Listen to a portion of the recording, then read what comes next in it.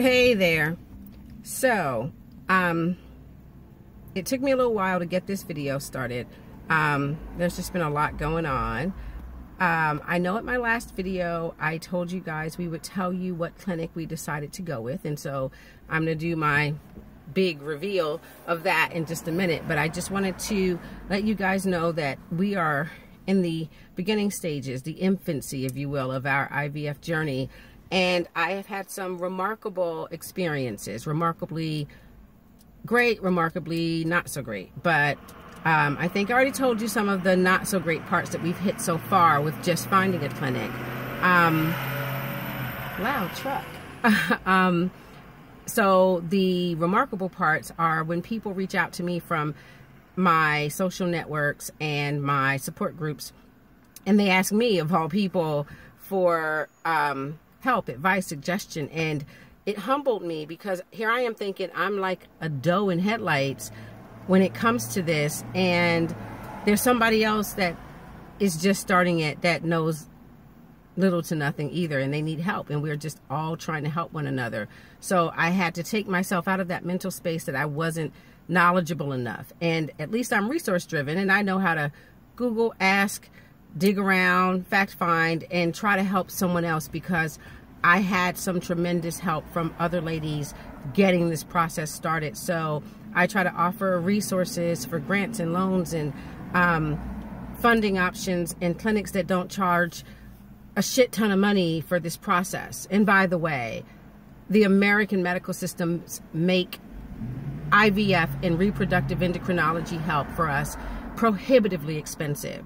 And just so you know, a little peek, we're leaving the country to pursue our IVF, because by far and large, the clinics we've been looking into out of the country definitively have equal success rates, if not better, than the U.S. They definitively have more supportive staff, and they're a little more appreciative, and their prescriptions are not as prohibitive.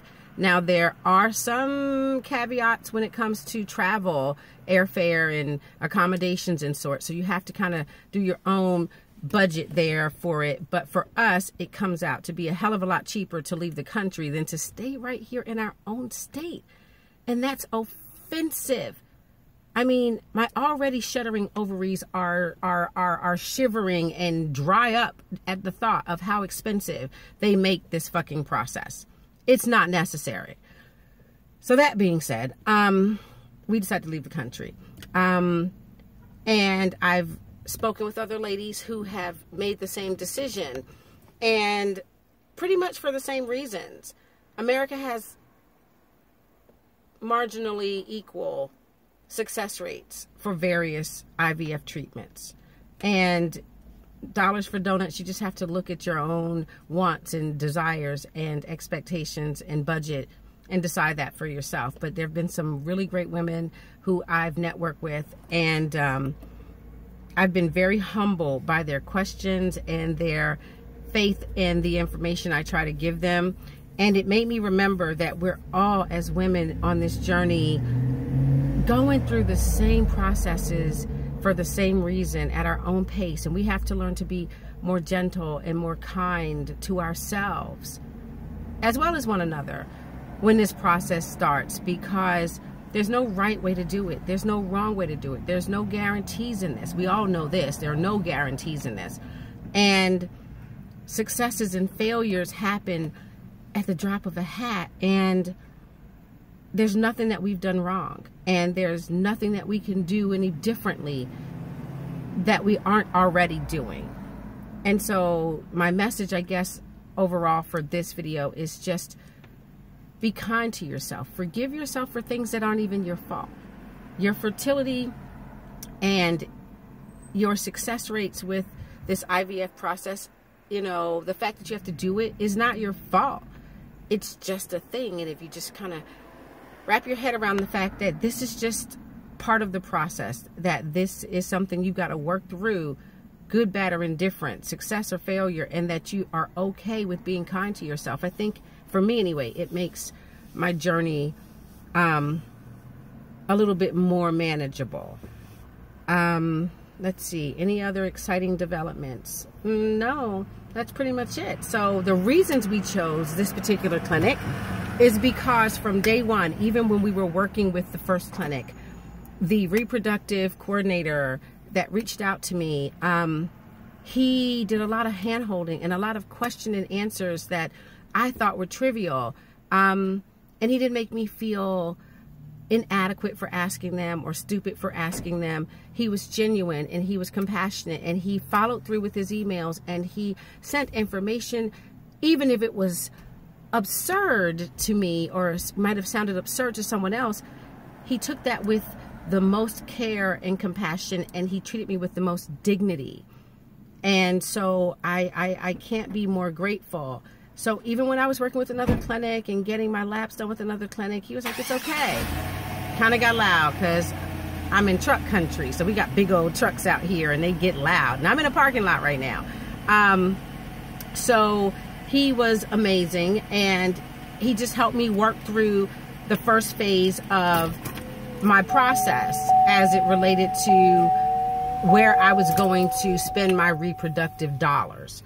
And honestly, he never let me fall. He never let go of the fact that this was a very personal journey, and that I had the right to make the choice based on what was important to me and my husband. And he didn't judge.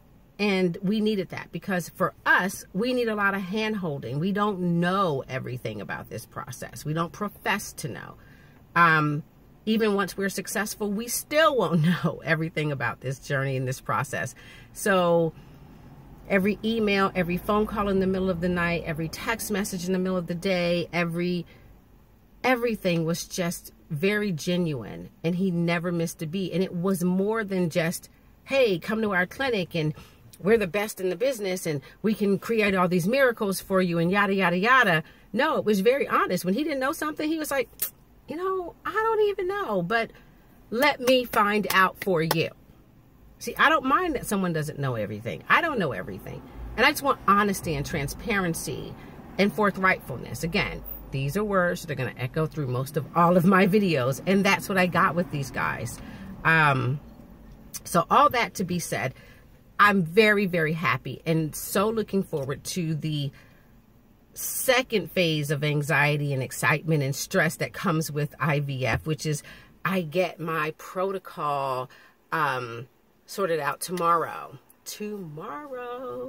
And so without further ado, we've decided to go with LIV Fertility in Puerto Vallarta. Am I saying that right? Puerto Vallarta? My Spanish could use a lot of help.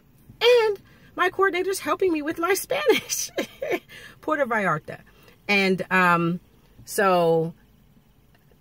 we've decided to go with them. And yeah, I'm pretty excited about that. So I'm looking forward to the trip there. I'm looking forward to our treatment there. And I just want to thank Sergio, who is my coordinator, and the doctors and the transfer team. I want to thank them from the depths of my heart for providing services for women like myself that come from every dynamic and every walk of life, and treating us with the utmost respect and regard and being accessible. So that's it. We're going to LIV, and the website is LIV, L-I-V, Puerto Vallarta.com. So check them out.